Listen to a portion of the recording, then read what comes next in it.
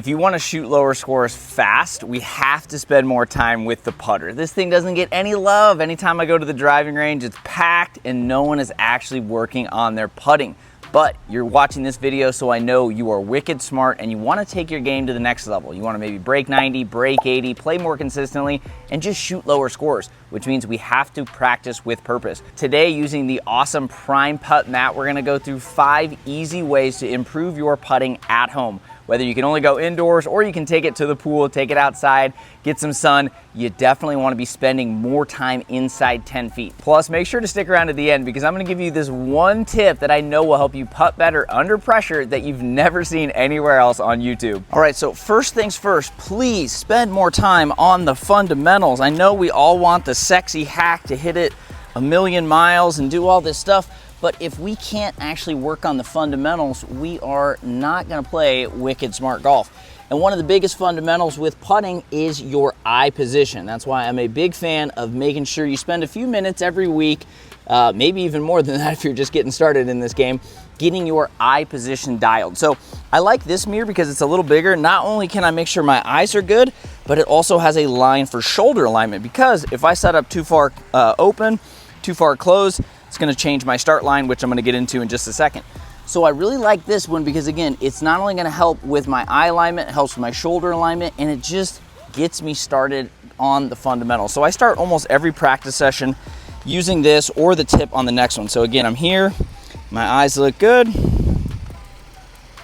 and I just hit it a little hard. One of the biggest mistakes I realized this year is I wasn't using this enough and my eyes started to kind of get a little too inside. And that was really affecting my start line, which we're gonna get into here in just a second. So start and spend some time working on the fundamentals because you really can't work on it enough. I mean, if you go to a PGA Tour tournament and you actually watch these guys warm up, so many of them just spend time on the fundamentals. A lot of them have a putting mirror because if your eyes are off, like too many golfers get over it, which is just terrible. Or like I said, you can get too far under it like I did. Not going to be good. So I make sure my eyes are good, shoulders is perfect. PrimePutt always pure. This thing rolls like a 10. I did a different video on it as well if you want to check out the full PrimePutt review. So make sure we're spending time to start each session working on those fundamentals. All right, so the first thing we want to do is we want to make sure that our start line is good because, again, we could have great eye position, we could have a solid stroke, but if we're starting the putter, sometimes it can get a little closed or it can get a little open. You're gonna miss a lot of putts, sadly, speaking from experience. So use a training aid, or if you're at a course working on short putts, you can just use 2 tees. There's a ton of different devices out there, and we wanna just make sure that we're getting some feedback though, that we're getting it through the gates. Push that one, all right. Let's try again.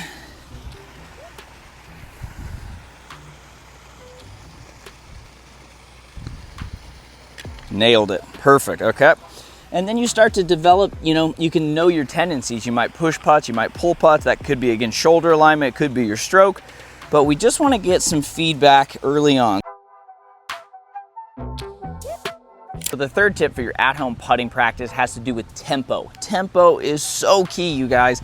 Tempo is so important for the full swing because if your tempo gets off, you're gonna miss a lot of putts, and it's actually gonna be really bad for your mental game because let's say we hit a great shot, we're gonna get this up and down, we take a big backswing and then we're like, oh no, decelerate, you leave it short and you just beat yourself up, you're frustrated. Statistically speaking, I actually talked with a neuroscientist on my show. He said that missing short putts has the highest toll on your brainwaves, and when your brainwaves spike, you get stressed. When you get stressed, you forget how to play golf. I like to use some sort of feedback for it, so I get that simple 1-2. So I either use the Tour Tempo app or a metronome if you don't want to pay for anything, and you can just get started with one of them in the App Store. And basically, you just want to hear that simple 1-2. So just 1-2, and you can actually hear it right here. Tour Tempo. Tour Tempo. So just a simple 1-2. And you're gonna make a lot of putts. Spend time on the fundamentals, you guys, I'm telling you. Tempo is so key. And then when you go to the golf course too, you still always want that same 1-2 tempo.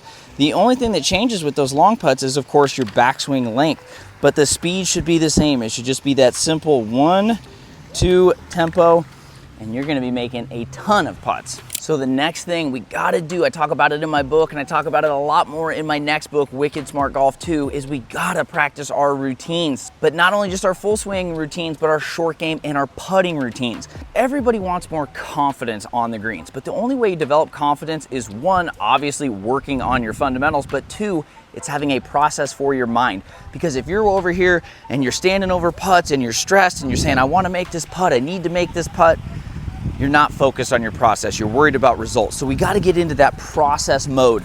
So again, I have my ball lined up. I like to take my practice rehearsal strokes kind of back here. I'm looking at the hole. I do 1 or 2. Then I take the club back here. And then once I wipe the putter face, one, that works great for winter golf. But two, it's just that subconscious trigger. I start walking in. I get over it. I look at it. I confirm. I get my hand on it, and then I go. There's no hesitation at all.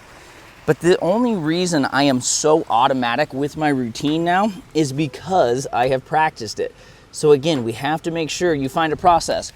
You can do this a few different ways. You can do your routine back here. Scotty Scheffler, Rory, they do it back here. You got guys like Tiger, of course. They do 1, they do 2, and then they move up. And then you guys like Cam Smith, they just walk up, they don't even do it. And they did it here, 1 or 2 looks and they go. There's no one way to do it. It's about finding out what works best for you. For me, I like to do my rehearsals behind the golf ball because I can visualize and see the line a little bit better. Plus I feel like, again, it gives me a little separation. So kind of like full swings, you do them behind and then walk in. Same thing with this. So it's like here, and then I just walk in. And I've already done all my homework. I'm not thinking about what the green's gonna do or anything else. I look at it twice and we go. So work on your routine as well. And then to make it even better, you can incorporate some challenges. So you say, hey, I'm gonna do routine practice to end it and I have to make 5 in a row from 6 feet or 10 in a row from 4 feet. Go through your routine.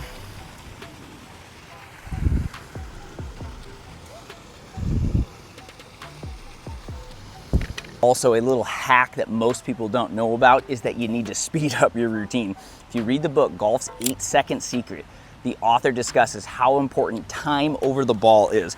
If you are standing over the ball for more than 8 seconds, you are actually hurting your performance. I'm just trying to imagine like what that's like. If you guys saw mine, it's pretty fast, right? I'm doing 1, and then the 8 seconds counts once you're over it. So I'm here, and this is kind of the countdown. If I look at it, and then I go. But you'll notice that a lot of amateur golfers, they get over it and they didn't do their homework. They didn't actually commit to the line or the break behind it.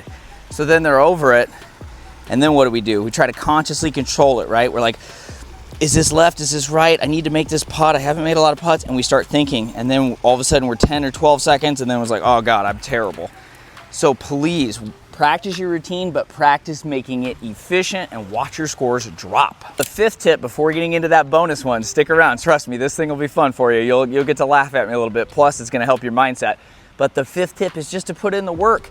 Everybody wants confidence from 3 to 6 feet. Everybody wants to make these putts, but let me ask, how many times do you actually practice these a week or a month? Most people just don't, and then they wonder why they miss a lot of putts and have a lot of 3 putts. So for me, I set a goal. I said 300 3 to 6 footers a week. And I'm just working on the range that is gonna matter most, right? That is gonna be a lot of par saves, maybe some bogey saves, maybe some birdies, but I just wanna make sure that I'm getting that repetition in. Yes, you can use the training aids we talked about, use the tempo and everything else, but at the end of the day, it's all about repetition. Confidence comes from competence. If you never work on anything, you can't really expect your game to show up for you on the course. You got to train it, guys. So I challenge you guys, set a goal. It could be 10 a day, it could be 20 a day, it could be 100 a week, 300 a week, 500. It depends on your time, your golf goals. And clearly I haven't got my 300 this week, because when you have that and you stand over it, you are going to be automatic on the course. I was talking to one of my mental golf coaching students about this, and I said, hey, if you spent just a little time this offseason working on your putting, let's say you make 300 a week, that's 1,200 a month. In 4 months, that's 4,800. Great math, I know. When you get back into the season and you're standing over a putt, you don't really have to hope, because you're like, wow, I saw this thing go in 4,800 times. You gotta put in the work. All right, so for the final bonus hack, I can't recommend this enough if you really wanna get better under pressure, specifically in tournaments. But anytime you're really thinking about pressure, but if you're really getting into competition, you gotta try out competitive practice. Now I talk about this for the full swing in another video. Same goes with putting. So what we're gonna wanna do is do some sort of exercise to get our heart rate up. So for me, I'm gonna do a bunch of push-ups. If you want, you could do some squats. You gotta do something though to get your heart rate up. If you wear a Fitbit, if you wear an Apple Watch, that's great. Whew, all right. So your heart rate's up, that's what it's gonna be like under pressure. You're gonna feel those nerves. Then, once our heart rate's up, go through our routine, because this is exactly what's gonna happen on the course. We're preparing ourselves for battle. Take our breath, walk in, do the same set of rituals over and over again. My heart is racing, but I made the putt. So then when you do have that nervy putt in your club championship, or you're gonna break par for the first time, or break 80, or break 90, whatever it is, you're gonna be like, I've done this. So train it. Heart is still racing. Take my breath. Walk in. Look. Confirm again. Go. So again, guys, the routine, it all kind of came together right there. So yeah, you're gonna look weird if you do this on the driving range, but you know what? Get some exercise. You're gonna get some steps. Walk into the putt and watch your game improve. If you can become a clutch putter, trust me, golf will feel so much easier, because I've been a great putter and I've been a terrible putter. And let me tell you, no matter how good your game gets, it doesn't really matter if you can't do anything, oh, that's rude, with this club.